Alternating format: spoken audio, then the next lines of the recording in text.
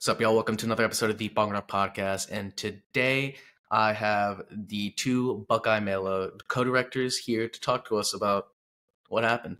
And I'm just going to give them their space to allow them to address everything that they want to address. So why don't you two introduce yourselves? Okay, hi everyone. I'm Saranya. I'm one of the co-directors for Buckeye Mela this year.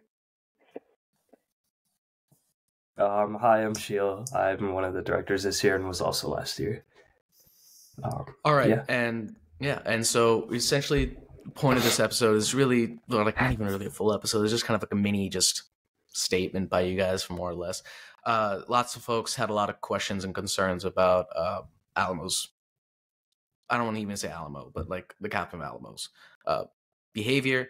And since there's a lot of misinformation floating around, I just want to give you the space to address whatever you think happened from, at least from your point of view. So wherever you want to start, whatever you want to say, feel free to go ahead. Sure. So the run of events was pretty much this team was running late to their tech time, and we were trying our best to stick to schedule because we were running late. And as you know, 16 teams, it becomes kind of hard to accommodate for teams that are running late. We informed the captain of that, who was not happy to hear that we were going to cut their tech time by like 2-3 minutes, because obviously they were running really late, and the response we were given was something along the lines of like, we are not starting, or tell Sheil not to start until I'm ready. Whatever. They get on stage, we say, you're getting like 13-12 minutes rather than the 15. He yelled, I don't remember what he said. Sheil, what did he say? So can you specify who the he is for folks? Yeah. It's Ricky, one of the captains of Alamo. Okay. But yeah, we were, just to give a little more context into what Sarnia was mentioning, we were on walkies with one of our board members who was walking teams up from the dressing rooms to backstage, and they weren't ready. I think they were still stretching out or something. We said, hey, we've given you extra time at this point. We need you guys to get backstage. Otherwise, if you're not there in however many minutes, I don't even remember, we're going to start cutting time. We brought him backstage, and then we said, okay, hey, you're getting 13 minutes because we've already been delayed at least 5 or 10 minutes because of you. And it's not like they weren't there. They'd been at the venue for enough time to get ready. And then, so the way they wanted their tech time to run was so their entire set itself was 10 minutes, and they wanted to use the first portion of the minutes for to set up the stage. And so I had spoken with the captain beforehand. He said, okay, give us the first 5 minutes to start like setting up, and you can just play it as soon as it hits the 10 minutes. And so I talked to our production team, and they said, okay, we're just going to play it at that 10-minute mark. So only 3 minutes. 3 minutes passed. They didn't look ready at all. So we said, okay, we're giving him 1 more minute. We didn't even tell the captain that. I don't even think he knows yet. We gave him another minute, and then started the mix.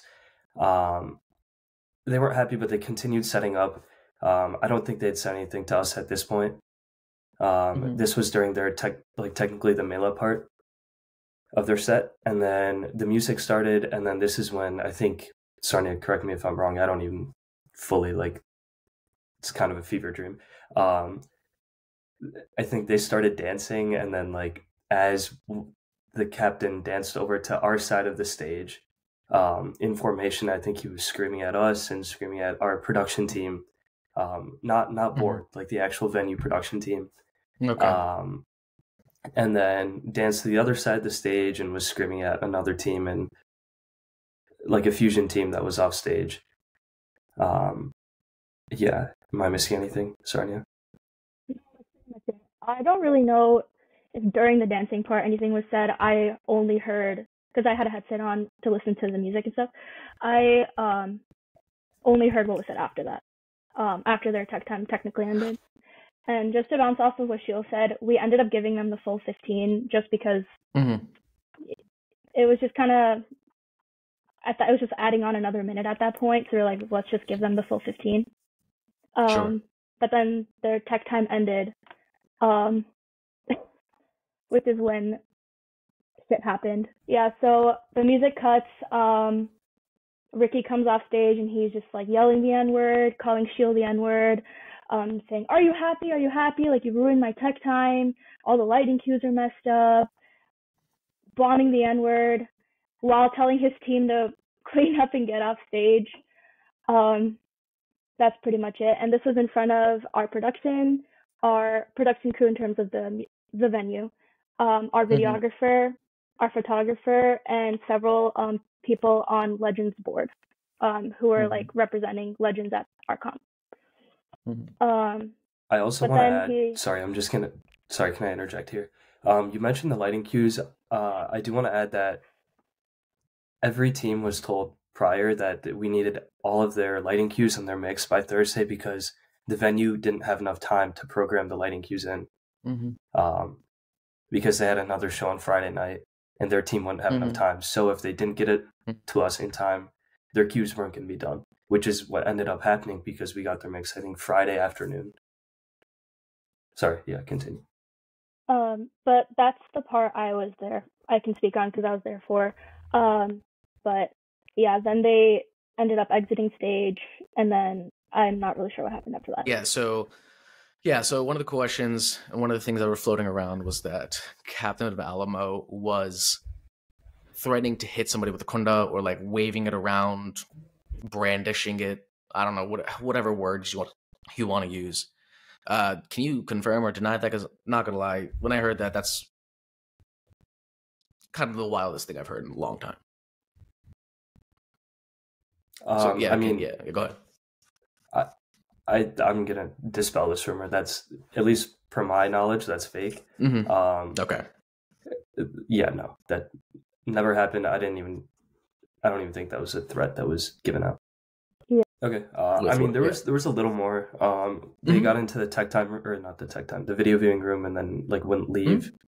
And they asked for me. At this point, I'd stepped out to go call the judges, and tell them about what had happened. I didn't say, like, I told the judges specifically that, like, we did not mention the team to the judges. We said, okay, what should we do for consequences? So we got him on the phone, and then we were like, okay, what do we do? This happened with a team.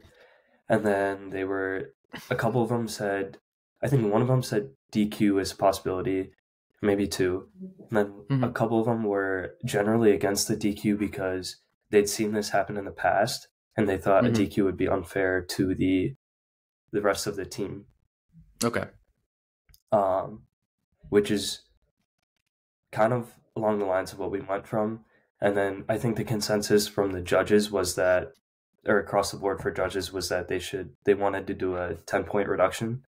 I think originally it was 10 points, and then they said, okay, let's try a 5-point reduction, and then if they give you more like shit, up it to 10 or DQ them.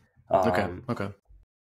And then Hithusranya and I talked, with also our judging chair, and we decided that it wasn't fair to the rest of their team to give them the full 10 points because they traveled from however far, just for one person's mistake. So we stuck with the 3. Okay, so then question then. So why not 5? Okay, so, and like I'm not trying to like press y'all, heat of the moment, first time, like just reference. So generally, even like I think even specifically on this rubric, it was mentioned that a bug falling off or a chunni falling off, which is not enough. Like chunni's falling off, like is almost guaranteed to happen at pretty much every comp. Bug falling off once every like 5 or 10 comps. But that's a -5. What was the rationale for going down to -3?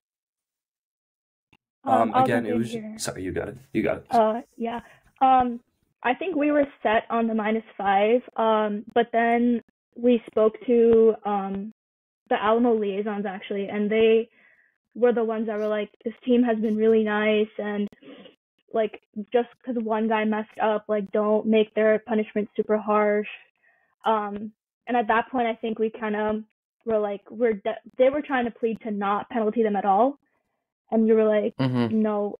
So we just kind of rushed in to bring it down to 3, just because this person was very adamant on the fact that like they were very nice throughout the weekend up until that point. And it was just mainly Ricky who behaved that way. I also want to add that. Go ahead. Sorry. That almost every team member came up and apologized to us in between the whatever happened and when we talked to the captains about their punishment. So you mentioned that you did not tell the judges what team it was, and you kind of kept it very vague. Did they ever, I guess, when did they find out what exactly the point deduction was? Because it's from the conversation I had with the judges a few days ago, it seems like they found out pretty much like after the competition. Is that more or less like deliberate? Yeah. Okay. I think it was coded into the Excel sheet. They would have had to like go through each square and like find the deduction in each team. But yeah, we had it done from the back end. Okay. And another thing that some folks were peeved with was turning off the live stream for their team. Was that something like what happened there? Quite honestly, you got it. Sorry. Ricky didn't address that with any of the 3 directors. He kind of just asked, I think, Shil for our videographer's phone number and just talked about it with him. The reasoning we were given for the live stream being shut off for their performance was due to them not wanting to publicize their performance because they wanted to perform at another comp and they didn't want to like, give away what they were doing. But in terms of the live stream, we actually had no idea until they got on stage and people were texting us that like, hey, why is Alamo not being streamed? We had no clue. Got it. Okay.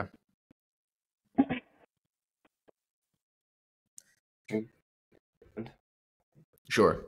All right. All right. That's really all the questions I had. I mean, I really literally just wanted to like give you the space to say your piece and dispel whatever the heck happened. Is there anything else you wanted to address at all? I don't think so. I think we got the facts across. The rest would just be not useful. Okay. I mean, I've got words, but it's not going to be useful for anyone to hear them. Sure. Absolutely. Okay. All right. Cool. Well, if that's everything, well, thank you all for coming on. I appreciate it. I understand, like, you don't have to do this. I mean, thank you for like considering the podcast as a platform to like conduct this. I usually don't do gossip shit, but like this, like I felt like this was a little bit different.